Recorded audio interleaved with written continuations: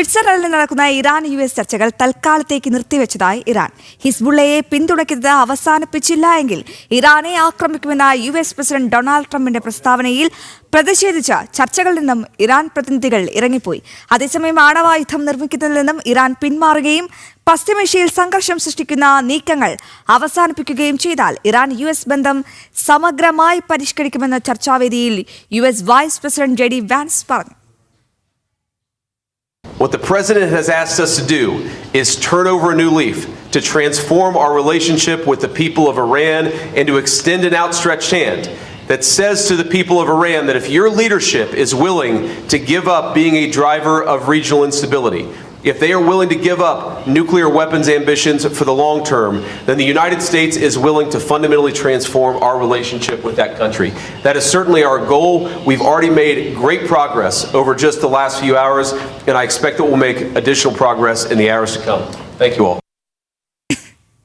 ഐസൻ, വളരെ പ്രധാനപ്പെട്ട വിവരം. അതായത് കഴിഞ്ഞ ദിവസമൊക്കെ നമ്മൾ ചർച്ച ചെയ്തു, നിർണായക ഒപ്പാണ് ട്രംപ് വെച്ചത്. അതായത് ഇറാൻ US സമാധാന ചർച്ചകളൊക്കെ അതിൻ്റെ ഒരു തുടർ ചർച്ച എന്ന തരത്തിൽ വലിയ രീതിയിൽ പ്രതീക്ഷയുണ്ടായിരുന്നു പശ്ചിമേഷ്യയെ സംബന്ധിച്ചിടത്തോളം. പക്ഷേ ഇപ്പോൾ വരുന്ന വാർത്ത അത്ര ശുഭകരമല്ല. കാരണം താൽക്കാലികമായി ഈ ചർച്ചകളൊക്കെ അങ്ങ് നിർത്തിവെച്ചിരിക്കുകയാണ്. അത് ഹിസ്ബുള്ളയെ ചൊല്ലിയാണ് ഇരു രാജ്യങ്ങളും തമ്മിൽ ചെറുതായിട്ടൊന്ന് ഇടഞ്ഞിരിക്കുന്നത്. എങ്ങനെ നോക്കിക്കാണാം ഈ നീക്കത്തെ? എങ്ങനെയാണ് ഇറാൻ പ്രതിനിധികൾ ഈ ചർച്ചയിൽ നിന്നും ഇറങ്ങിപ്പോയത്? ഇതിന് എന്ത് മറുപടിയാകും അമേരിക്ക നൽകുക?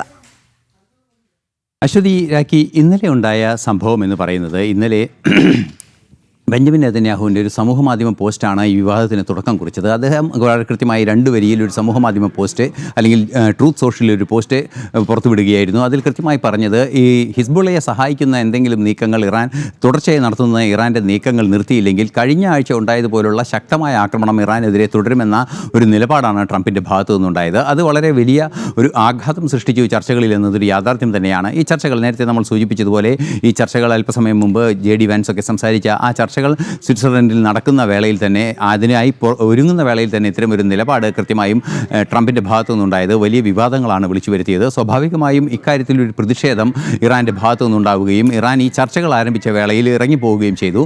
താൽക്കാലികമായി നിർത്തിവെച്ചിരിക്കുന്നു എന്നൊരു സൂചനയാണ് ഇപ്പോൾ പുറത്തു വരുന്നത്. അതേസമയം അത് ഇറങ്ങിപ്പോയതല്ല, താൽക്കാലികമായി നിർത്തിവെച്ചതാണ്. അത്തരത്തിലുള്ള വിവിധ ചർച്ചകളൊക്കെ നടക്കുന്നുണ്ടെങ്കിൽ കൂടി സ്വിറ്റ്സർലൻഡിലെ ഈ ചർച്ചകൾ നിലവിലെ സാഹചര്യത്തിൽ നിർത്തിവെച്ചിരിക്കുന്നു എന്നാണ് മനസ്സിലാക്കാൻ സാധിക്കുന്നത്. അത് ഗൗരവമേറിയൊരു വിഷയം തന്നെയാണ്. അതേസമയം ചർച്ചകളുടെ ഭാഗമാകാനെത്തിയ JD വാൻസ് പറഞ്ഞ വാക്കുകളാണ് നമ്മൾ നേരത്തെ കേട്ടത്.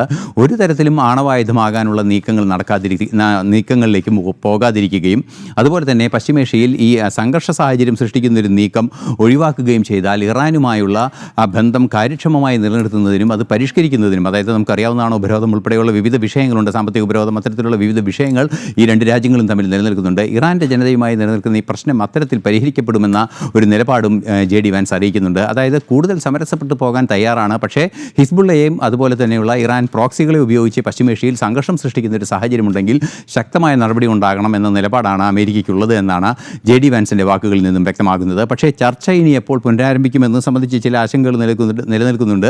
ഒരുപക്ഷേ അല്പസമയത്തിനകം പുനരാരംഭിച്ചേക്കാമെന്ന സൂചനയും അല്പസമയം മുമ്പ് വരികയും ചെയ്തിരുന്നു. നിലവിലെ സാഹചര്യത്തിൽ ചർച്ചകൾ നിർത്തിവെച്ചിരിക്കുന്നു.